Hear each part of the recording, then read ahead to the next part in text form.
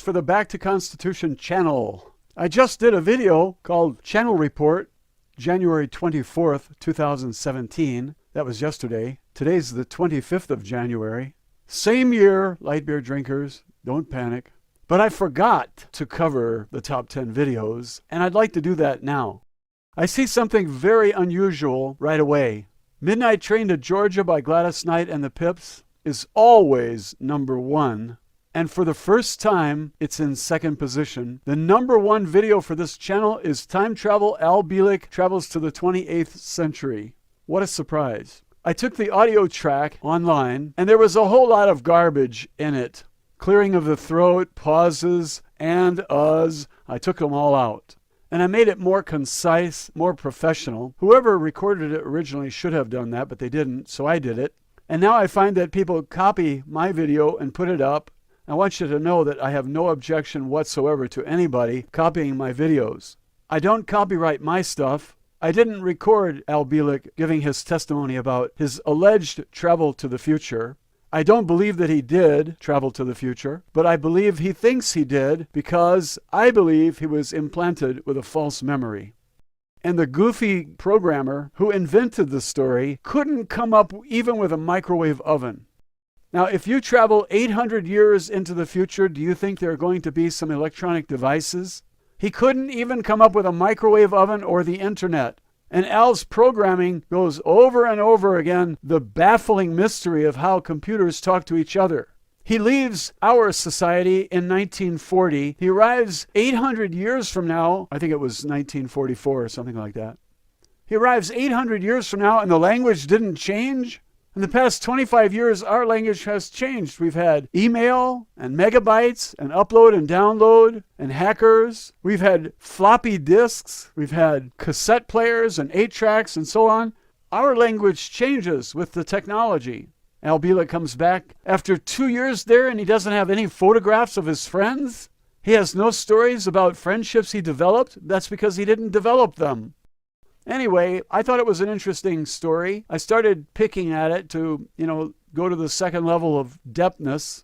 And I started asking questions, which is what you always do when you're not sure. Ask a lot of questions. And the first question is, did language change? Second question, did you meet anybody?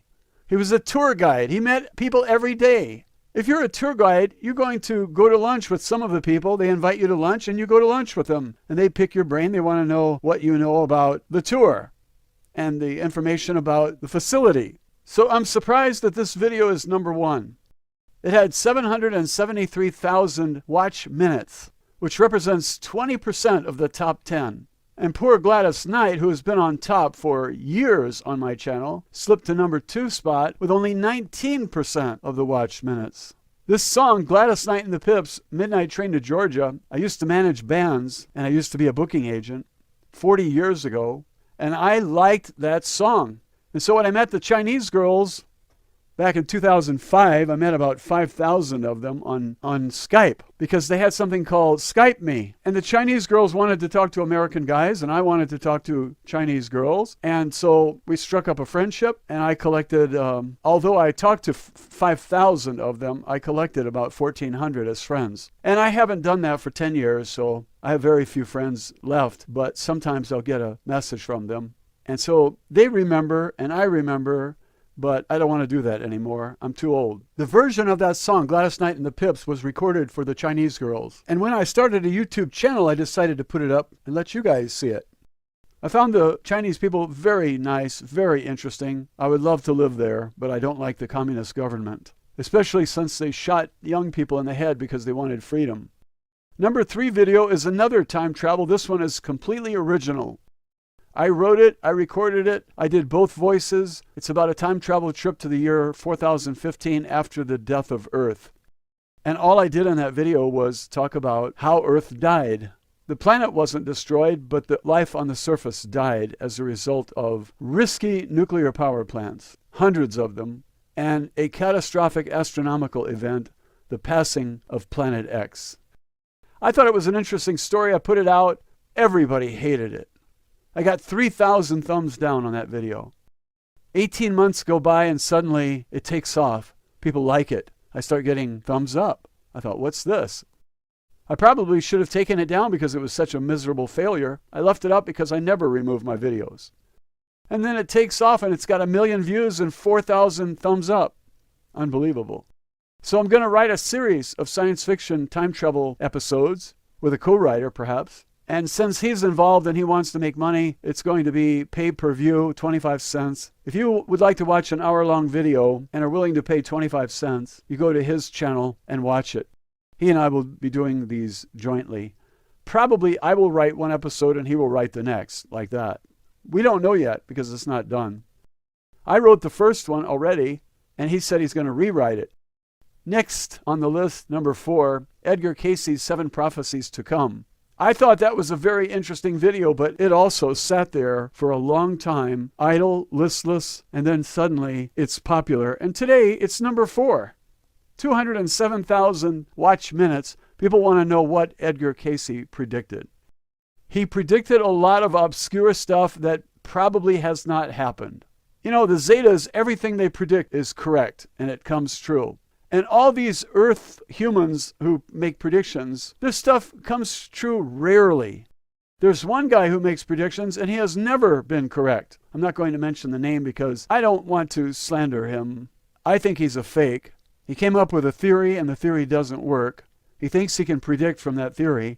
I have never seen any proof of any prediction. The ones he claims are a stretch. A real long stretch of the imagination to connect his prediction with what actually happened. The next video, number 5, is Art Bell and Coast to Coast. I did not play any of the recording, I just commented. Someone called Art Bell and claimed to be from the year 2037, and he was traveling in time to go back to the 1970s to get some software or something. It was a stupid idea. I'm ashamed that I entertained the idea as real at the time, but I've had a lot of time to think about it. I no longer believe that it's real. I think it's a fake. I think Art Bell knew it was a fake, and I think Coast to Coast knew it was a fake. But if it got ratings and developed a big audience and it entertained people, maybe it was worth it. To them, not to me. Number 6, aliens issue warning about poor leadership. I wrote that. I created everything in it, except maybe the pictures. But those are my ideas. And I thought it would be interesting if an alien would tell us that we're going to suffer because we have poor leadership and that you people need to do something. If it comes from me, you guys ignore it. You sweep it under the carpet. If it comes from an alien, you ponder it for months. So I'm going to do more of that stuff because I like the response. And look at this, number 6. And the number 3 video was 2 aliens talking. They were reptilians. I think reptilian skin is absolutely beautiful. I think it's highly developed and one of the most beautiful things in the universe, reptilian skin.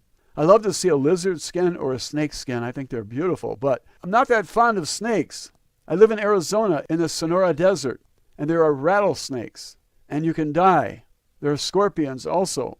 I don't find anything beautiful about a scorpion. So number 6, aliens issue warning about poor leadership, is 100% original, except for the pictures. The story is 100% original. Number 7 is also original. I designed this and created it on a Google SketchUp. It's a do-it-yourself wind power generator that you can build. I did not build it. I designed it and put it up for consideration. And so a lot of people demand that I build it. I'm not going to build it. I recommend that the viewers build a scaled-down model to see if it works. And if they can light up their whole yard with a scaled-down model, they might be able to power their home. I will not build it because I don't know anything about electronics. Electricity is tricky stuff. You have a generator, it's DC, you can't use it. You have to go AC. There's a converter, it's called an inverter. The inverter is the converter. But how do you connect that to your house? Aren't you going to blow the fuses or the breakers? Aren't you going to cause the breakers to flip? You can't mix their power and your power, can you? That's why I don't build it. Besides, it would take a lot of money to build a model the size that can power a home. Build a small model, then you can see how many revolutions per minute you're getting from the wind. But a lot of people find that interesting. I think that video will have 1 million views one day. It had 26,000 views in the past month. What's 1 million divided by 25? 40? In 40 months, it will have 1 million views. It has 139,000 right now, I think. The next video is number 8. On buying gold, what about government confiscation? I thought that was a very important video when I did it. Nobody wanted to watch it. It had very few views, and now it's on the top 10 list. I guess people are concerned that the government might take their gold. You'll be lucky if that's all they take. They might take your heart if you're a young person. Our government is involved in snatching hearts out of the chests of people. And I'll name names. DynCorp, D-Y-N-C-O-R-P. And the head of it is Steve Feinberg. It's the same Steve Feinberg that the puppet president, Trumpty Dumpty, appointed to head up Economic Advisor. And if you want to know more, George Webb has a series of videos on YouTube. They are extremely informative, and you can catch up on decades of being left in the dark by the mainstream media. George Webb has done the research and knows what's going on in the Middle East. A lot of illegal things, including money laundering, drug dealing, organ harvesting, kidnapping of children, running sex rings with children. Really awful stuff, and Henry Kissinger is directly involved. George Webb, 2 B's. And for the light beer drinkers, the 2 B's are at the end. Webb, not the beginning. Number 9, UFO Contact from the Pleiades, Chapter 3. This is a fascinating chapter in the book by Wendell Stevens. Billy Meyer is on a spaceship with the Pleiadians. They've been tutoring him for years, many sessions with him. And so they're going to take him to the Pleiades. So he gets on the spaceship and he says, "When are we leaving?" They said, "We're already here." He looks out and he sees 5 blue stars. Just an incredible chapter. I thought it was fantastic, and I put out the series on the book, went through a lot of trouble to find pictures to support the story that's being told. I put it up on the internet and nobody watches it. Nobody finds it interesting. Now it's number 9 on the list of top 10 videos. You know, I have 1,109 videos as of January 25th, 2017, and this video is number 9, so it's pretty important now. 2,800 views in the past 28 days. That's 100 a day, isn't it? 28 days, 2,800 views. It's 100 views a day. I'm surprised. Number 10 is Wild West Outlaws and Gunslingers, the Dalton Gang. We have a group of lawmen. They turn corrupt, like so many who have a position of power. They turn corrupt and start robbing banks. And so one of them gets the bright idea that we're going to rob 2 banks on the same day. And everything goes wrong. They go to tie their horses up, and whatever you call that thing you tie horses to, let's call it a parking meter. They're going to tie their horses up to this parking meter, and it's gone. It's under construction. It's been moved. So they tie their horses over there instead, and it's too far. Nobody cancels the bank robberies. They go ahead with it anyway. Word gets out in the town that the bank is being robbed, and this is something like 1892. And in those days, when a bank was robbed, the people who had money in the bank lost their money. That's the way it works. And so everybody gets armed. There's a gun store, and he's giving guns to everybody. Everybody's armed. Their guns are full of ammunition, and then the bank robbers come out of the bank. And they get all shot up. All of them die except Emmett. He's shot 23 times and survives. He goes to prison for 14 years, and the governor pardons him. The people he killed are still dead. The people who died that day during the robbery, the bank robbery, they're all still dead, but the governor pardons him. He goes to Hollywood and becomes a movie star. Of course. Now let's go to the bottom. A little bit more information for you. Top geographies, United States 59%. So more than half of my viewers are from the U.S. 8.2% are from the United Kingdom. 5.8% are from Canada. 3.1% are the Aussies. Hello, mate. And India, 1.7%. I do hope you like time travel. Now let's move over to the right. The gender. Are you surprised that 73% of my viewing audience are males? And only 27% are females? Maybe it's all the light beer jokes. The channel has over 40 playlists. You can browse through them if you type in on the YouTube search engine, BackToConstitution, one word, and then playlists. And you will be entertained for some time. Thanks for watching. See you next time. Top 10 videos for the BackToConstitution channel. I just did a video called Channel Report, January 24th, 2017. That was yesterday. Today's the 25th of January. Same year, light beer drinkers, don't panic. But I forgot to cover the top 10 videos, and I'd like to do that now. I see something very unusual right away. Midnight Train to Georgia by Gladys Knight and the Pips. is always number one. And for the first time, it's in second position. The number one video for this channel is Time Travel Al Bielek Travels to the 28th Century. What a surprise. I took the audio track online, and there was a whole lot of garbage in it. Clearing of the throat, pauses, and uhs. I took them all out. And I made it more concise, more professional. Whoever recorded it originally should have done that, but they didn't, so I did it. And now I find that people copy my video and put it up. I want you to know that I have no objection whatsoever to anybody copying my videos. I don't copyright my stuff. I didn't record Al Bielek giving his testimony about his alleged travel to the future. I don't believe that he did travel to the future, but I believe he thinks he did because I believe he was implanted with a false memory.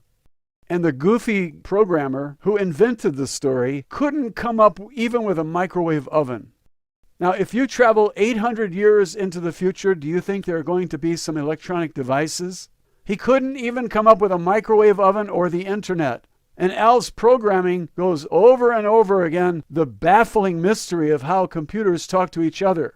He leaves our society in 1940. He arrives 800 years from now. I think it was 1944 or something like that.